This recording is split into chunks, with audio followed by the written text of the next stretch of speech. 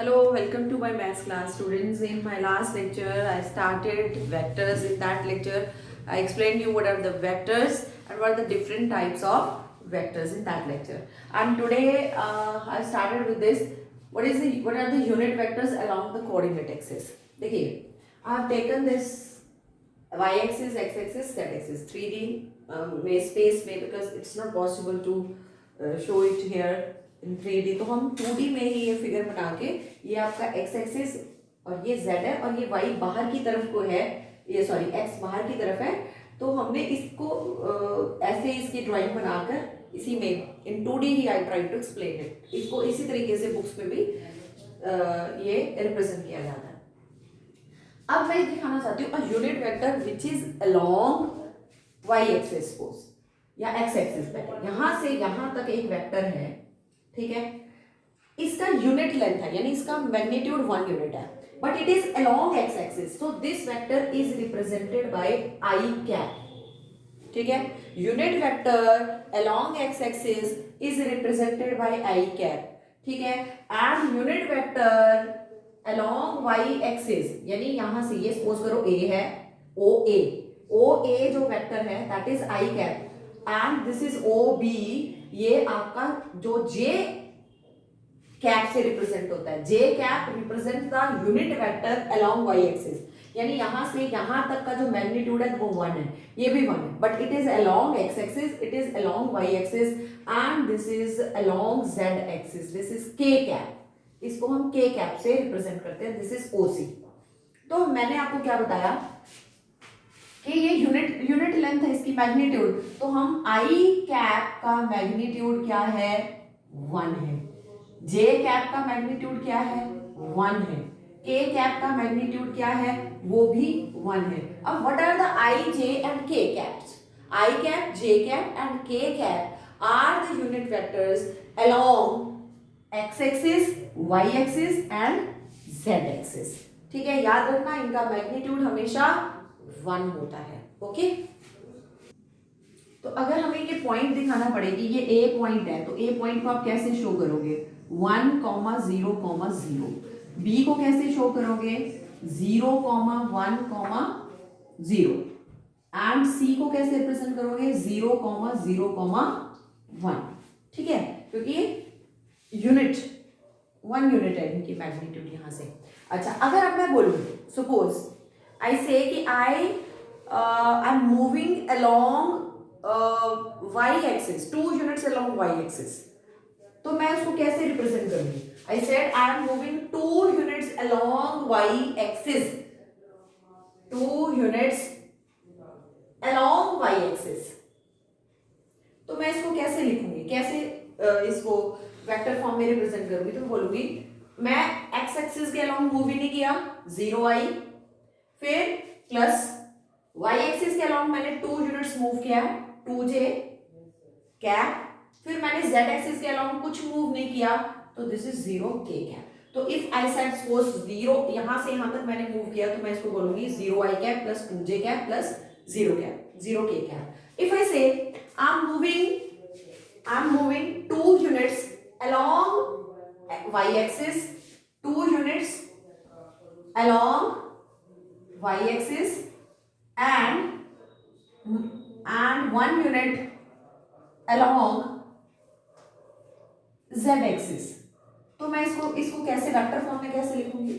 then I will say I am moving 2 units along y axis and 1 unit along z axis, तो आपका x axis के along तो कोई movement हुआ ही नहीं, तो 0i cap plus 2 units along y axis 2j cap plus 1 unit along z axis 1k cap, it will be written like this।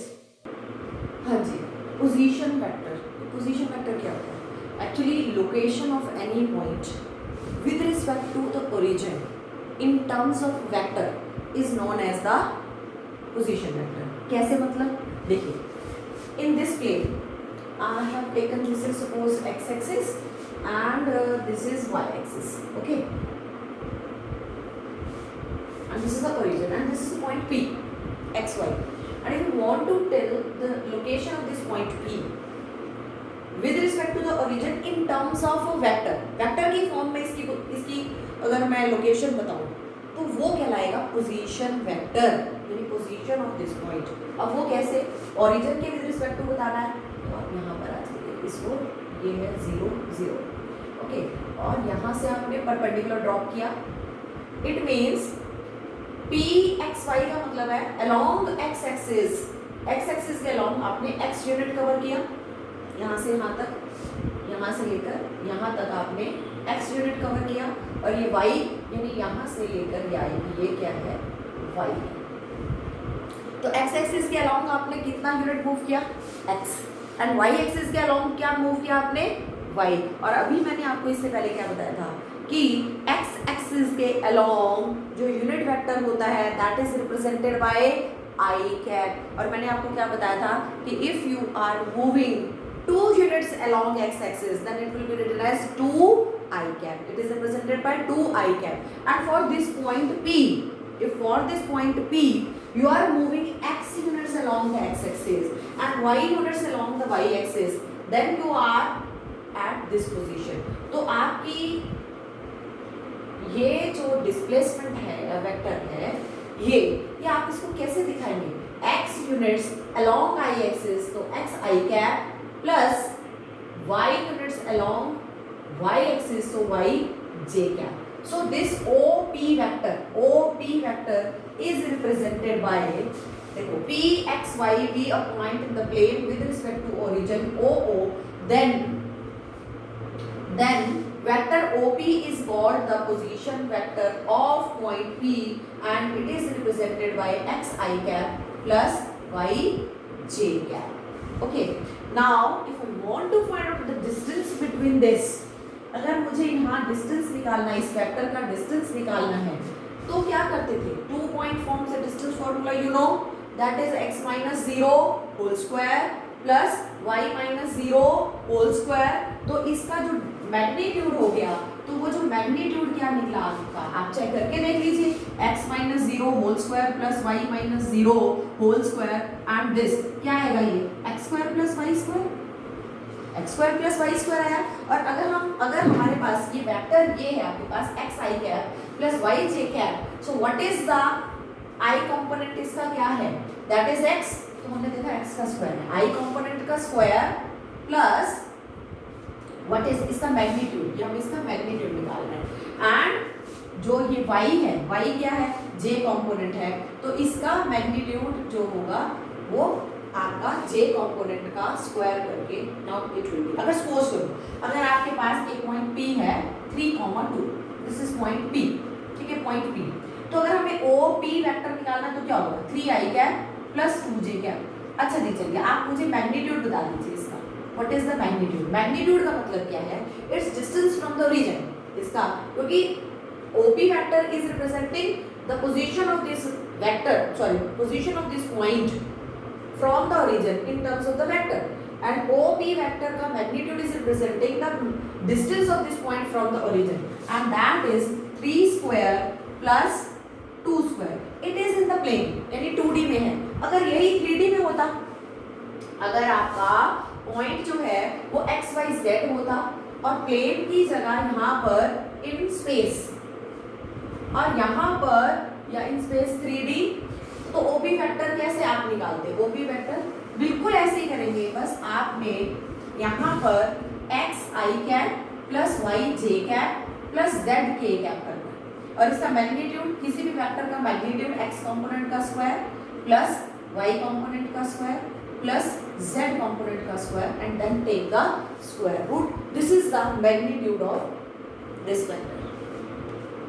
हाँ जी, अब करते हैं very important this vector law of addition. Actually vector law of addition दो तरीके के होते हैं, एक होता है triangular law of vector addition, दूसरा होता है parallelogram law of vector addition. अब क्या डिफरेंस इन दोनों में, actually triangular law of vector addition में अगर आपके पास दो वेक्टर है ना, इस तरीके से होंगे कि ये पहला वेक्टर है मेरे पास A सपोज, ठीक है, इसका ये इनिशियल पॉइंट ये टर्मिनल, तो अब जो दूसरा वेक्टर होगा वो इस टर्मिनल से स्टार्ट, उसका इनिशियल पॉइंट स्टार्ट होगा, यानी terminal of the one vector initial of one vector is coinciding with the terminal of the other vector, है ना। तो अब इसमें ये रिजल्टेंट वेक्टर होगा आपका, ये सी वेक्टर जो है आपका, ये रिजल्टेंट वेक्टर होगा। अब ये सी वेक्टर किसके इक्वल है, ठीक है, ये बताना है। अभी इसके लिए मैं ये यूज कर रही हूँ एक ट्राइंगल है मेरे पास, ये ए वेक्टर है और फिर दोबारा ये देखो ये बी वेक्टर और ये आप यहाँ से यहाँ आ जाइए सी वेक्टर, ठीक है, ओके। अभी यहाँ देखो कि ये क्या है, आप इसको ऐसे लिखो ए बी और इसको क्या लिखे सी, ओके। हमने इसको भी लिखा ए बी सी। अब ध्यान से देखना, यहाँ पर A to B, B to C, C to A गया, तो आप इसका पूरे का डिस्प्लेसमेंट क्या देखते हैं, you started from here and you are coming back to this point, means the initial point and the terminal point are coinciding, it is a zero vector। तो इन तीनों का सम जो मिला के है, ये आपका जो डिस्प्लेसमेंट हो गया वो क्या हो गया जी, zero, isn't it? Means I would say, अगर मैं इसको C भी नहीं लिखती, चलो C, मैं इसको इसके नाम से यहाँ पर बोलती हूँ ए बी वैक्टर, ठीक है, फिर B to C vector plus C to A, because from A to B, okay, from B to C, okay, from C to A, this is equal to 0.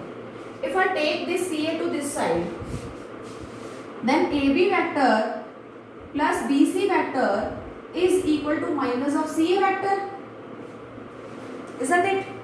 And if I remove this negative, then the position of these two terminal and initial points will be interchanged, okay.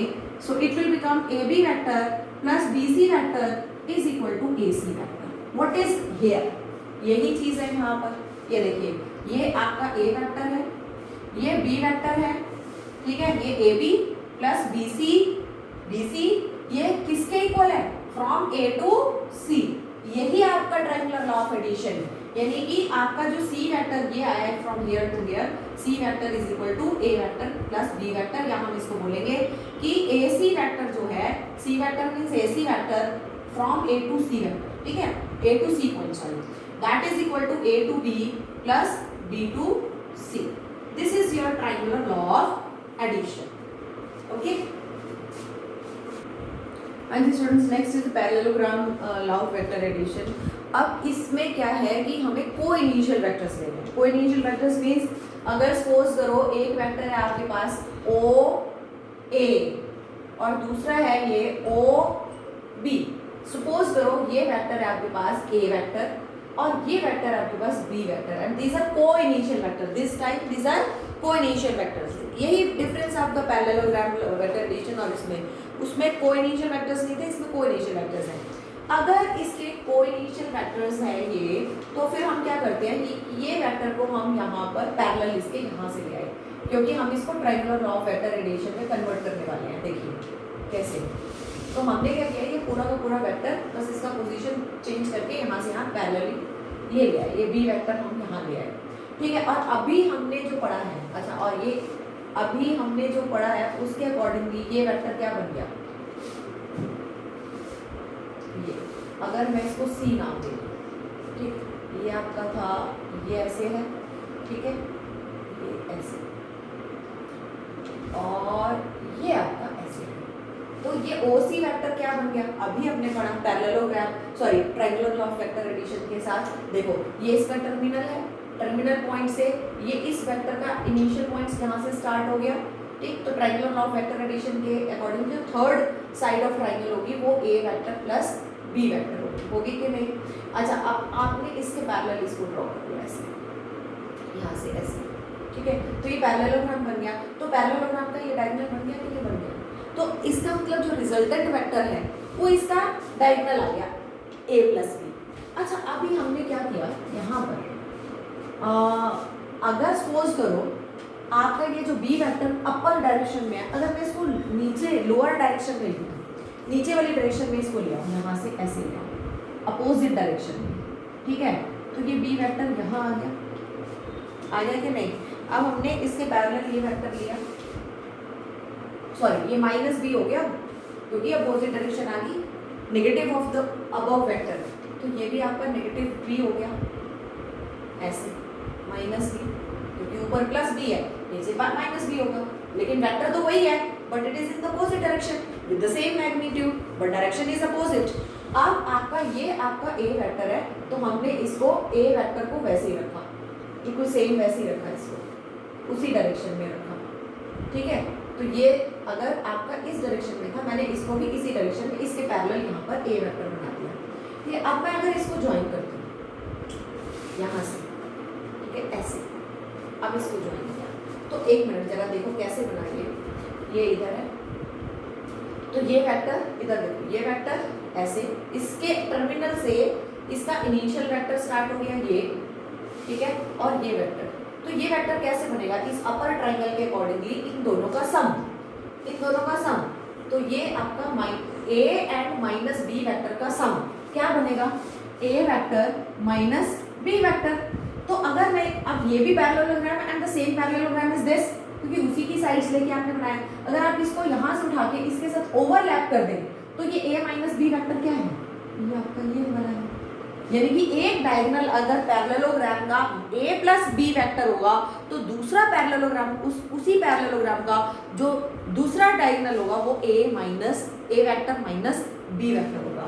तो ये आपका जो diagonals हैं, first diagonal क्या आएगा आपका इसका, that is a vector plus b vector, and the other diagonal वो इसका होगा a vector minus b vector. ये ध्यान रखना कि दोनों वेक्टर्स इसके क्या होते हैं। अब स्टूडेंट्स नेक्स्ट है vectors obtain bye joining two points. अगर दो पॉइंट्स आपको दिए हों तो हम उससे वेक्टर कैसे बना सकते हैं। देखिए मेरे पास एक पॉइंट दिया a, x1 y1 z1 and second point b is x2 y2 z2 and I want to find out this vector from a to b।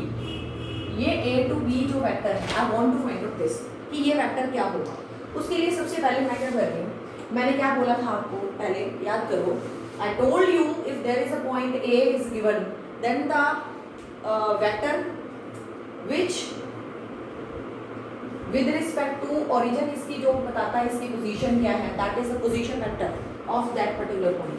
तो this O से लेकर A, O to A is the vector which is called the position vector point A। और वो कैसे आता है वो भी मैंने आपको बताया था कि अगर ये point x1 y1 z1 है तो ये वेक्टर होगा x1 i cap plus x2 y1 j cap plus z1 k cap, यानी O वेक्टर क्या है, position vector of point A that is equal to position of this point A from the origin, that is O A vector, O A जहां भी आपको O दिख गया है यानी ओरिजिन से उसकी पोजीशन बता रहे हैं और वो वेक्टर आपका पोजीशन वेक्टर है, पोजीशन बता रहा है, पॉइंट बता रहा है, वो point. So that is equal to x1 i cap plus y1 j cap plus z1 k cap, and the second point b, and the position vector of this point, the position vector of point b is, क्योंकि ये point है x2 y2 z2, so this is x2 i cap plus y2 j cap plus z2 k cap। So I will write down it as position vector of point B is equal to OB, that is equal to x2 i cap plus y2 j cap plus z2 k cap। Now what is my target? I want to find out this vector AB vector। So you can see it is a triangle, तो मैं triangular law of vector addition I will apply here। यहाँ देखो ये यहाँ से यहाँ जा रहा है, ये यहाँ से यहाँ जा रहा है, तो मैं लिखूंगी कि this OA vector plus AB vector is equal to your which vector, OB vector। Therefore by vector triangular law of vector addition,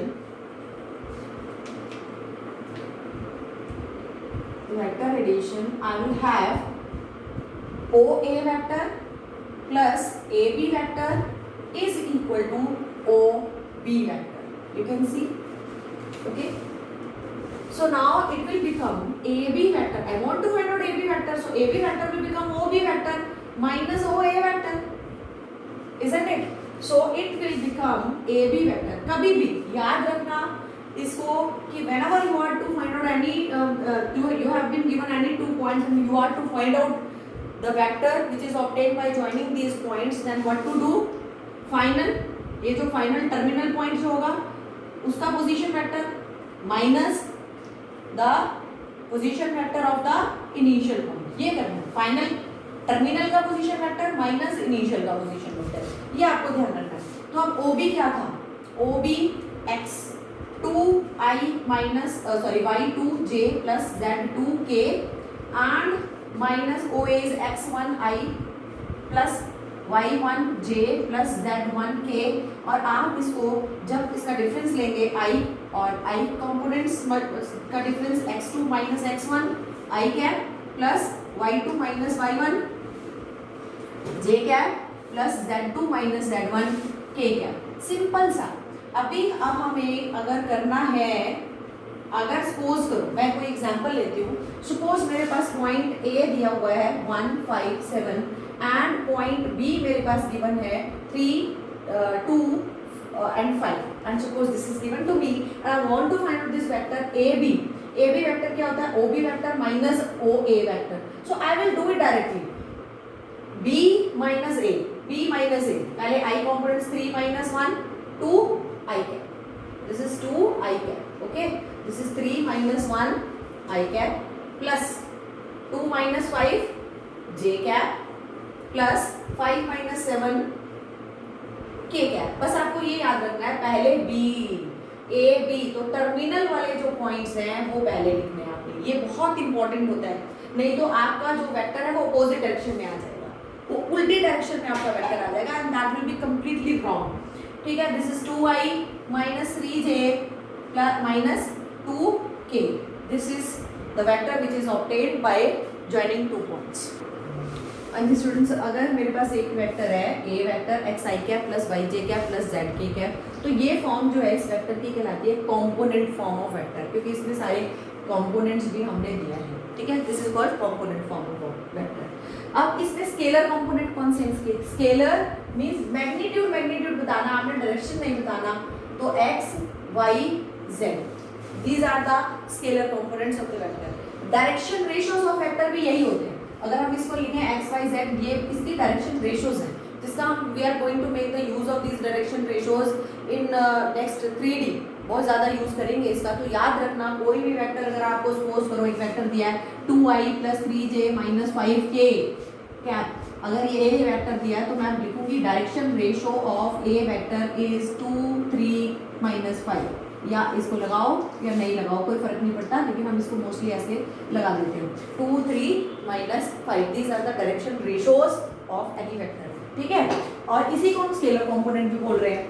अब वेक्टर कंपोनेंट क्या है, साथ में डायरेक्शन भी दे दो, then it will be vector, vector में magnitude के साथ साथ डायरेक्शन भी दूंगी, तो हम लिखेंगे x i कैप, फिर y j कैप, फिर z k कैप, यानी कंपोनेंट उसका है जो उसकी डायरेक्शन भी साथ में, स्केलर कंपोनेंट के साथ डायरेक्शन भी दूंगी, ओके। आज देखिए अब है कि अगर सपोज करो दो वेक्टर्स हमारे पास a vector and b vector, one a vector have taken a1 i cap plus a2 a2 j cap plus a3 k cap and b vector is b1 i cap plus b2 j cap plus b3 k cap, दो vectors हैं, तो उनका जो resultant vectors होगा, कभी भी हम बोलेंगे भी a एंड b का रिजल्टेंट वेक्टर निकाल, तो a प्लस b वेक्टर होगा। जैसे फॉर एग्जांपल अगर मेरे पास a वेक्टर है 2i minus 3j cap plus 4k cap suppose, and b vector is 9i cap plus 2j cap minus 7k cap. If I want to add, means I want to get the resultant of these two vectors, then I need to say I will add the ijk components of these two vectors. तो इनका i component add करना है, फिर i cap plus j component को add करना -3 plus 2 j cap plus फिर k component को add करना 4 minus 7 k cap. So you will get 11 i cap minus j cap and -3 k cap. So this is whatever written in the first point. Now in the second point, if I want to means if instead of adding, if I have to subtract these two vectors, तो बस आपने क्या करना है, इन दो vector, first vector का i component minus second vector का i component, first vector का j component minus second vector का j कंपोनेंट, फर्स्ट वेक्टर का k कंपोनेंट माइनस इसका k का, ये नेगेटिव ऑलरेडी तो प्लस हो जाएगा, so this is -7, this is 5 and this is plus 11 k cap. Okay, like this. Now next is when two vectors are said to be equal vectors. दो vectors को आप equal vectors कब बोलेंगे? Two vectors are said to be equal vectors if and only if the other vector will be having the same components. वो बिल्कुल यही होगा. मान लो b vector is equal to 2y minus 3j plus 4k होगा. Then we will say yes. Now b vector is equal to a vector because all the components of this I, j, k components joins k, all these are identical in these two vectors. Therefore, we will say this a vector is equal to b vector. What is written here in the third? If any scalar a is multiplied with the vector, suppose I am multiplying 3 with this. Suppose I have multiplied 3 with this. This 3 is a scalar. Then this 3 will be multiplied with each and every component of this vector. Means it will be multiplied with I component. So 6i cap हो जाएगा. It will be multiplied with this minus 3. So minus j cap and this will be multiplied with 4. 4 3s are 12k cap. So what is this written here? कि if any scalar is multiplied with this vector, it means this scalar will be multiplied with its each and every component of the vector. Now properties of the vector addition. First is the commutative property. If either you add a in b or you add b in a, या तो b को a में add करो या a को b में add करो, the answer will remain same. And this is the associative property. This is called associative property. ठीक है? If you either you add first two vectors and then the whatever the resultant vector, you add it in the third vector, or you add first, second and third vector को and you add that resultant with the first vector, the answer will remain same. Then zero vector is the additive identity for vector addition. Means अगर आपने कोई भी vector में zero vector add किया, you will get the same vector. So zero vector is the additive identity. हाँ जी students, अब मैं आ रही हूँ इसको direction ratios and direction cosines of vector पर. What is the meaning of the direction ratio and how we can find the direction cosines. अगर आपको एक वेक्टर दिया हुआ है a1 i cap plus a2 j cap plus a3 k cap, अभी मैंने पीछे बताया था कि जो आपके स्केलर कंपोनेंट्स होते हैं means the same is called the your direction ratios. तो इसमें जो a1 a2 a3 हैं these are called the direction ratios. अब क्वेश्चन में बहुत बारी पूछा जाता है what is the direction cosine. Direction cosine क्या होता है? डायरेक्शन कोसाइन अगर सपोज करो एक वेक्टर है ये, ठीक है, ये आपका ये मान लो ये है ए बी सी, ठीक है, तो ये आर वेक्टर जो हो गया वो हो गया a i cap plus b j cap plus c k cap, ये वेक्टर है. तो इस वेक्टर का एक्स एक्सिस के साथ ये एंगल है अल्फा, ठीक है, और वाई एक्सिस के साथ इसका एंगल है बीटा, और ये जेड एक्सिस के साथ है सपोज करो इसका angle gamma. Alpha, beta, gamma are the angles of this vector with the positive direction of x, y and z axis. Then अब L क्या होगा? L होगा ये जो आपका x एक्सिस के साथ एंगल है, positive direction of x axis के साथ इस वेक्टर का जो एंगल है उसका कोसाइन. बीटा जो आपका y एक्सिस के साथ इस वेक्टर का जो एंगल है उसका कोसाइन. और उसको निकालते कैसे हैं? और n क्या है?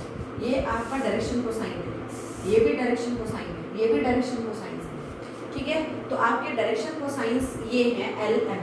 Then L M N are this L M N are the direction cosines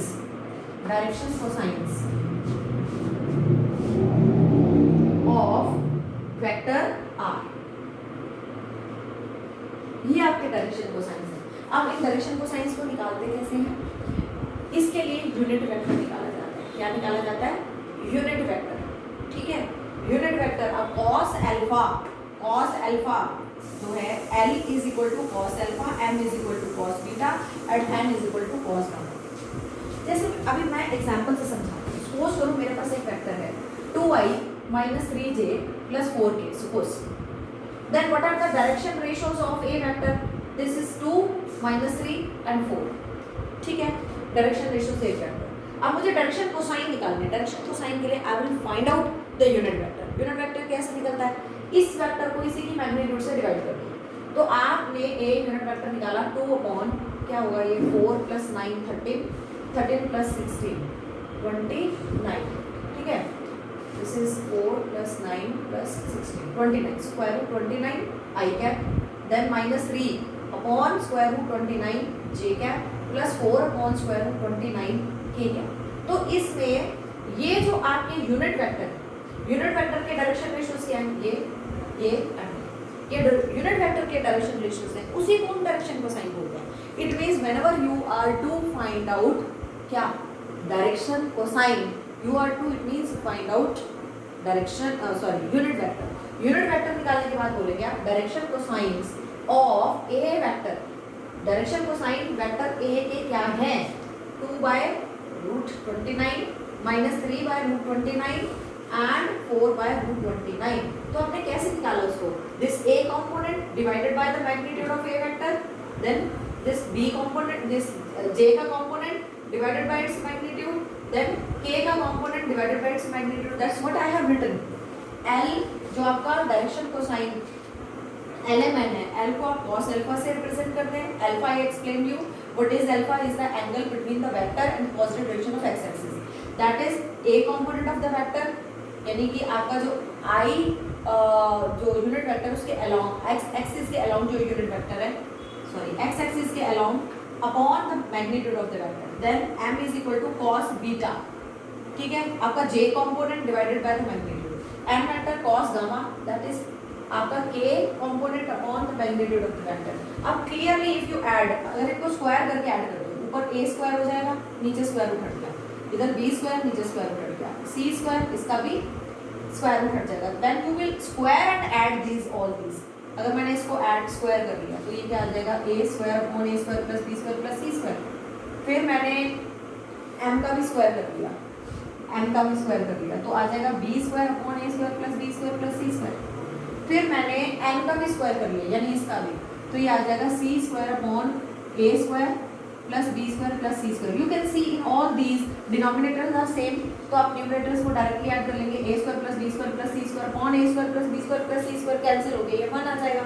so that's what I have written here, that l square plus m square plus n square is always equal to 1. This is very important result which will be used in solving many questions.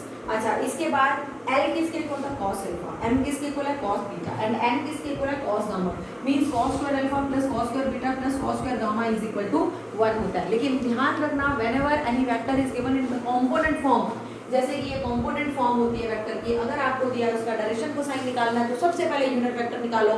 Unit vector निकालने के एकदम बाद आपके पास direction cosine निकल जाएगा. ठीक है जी.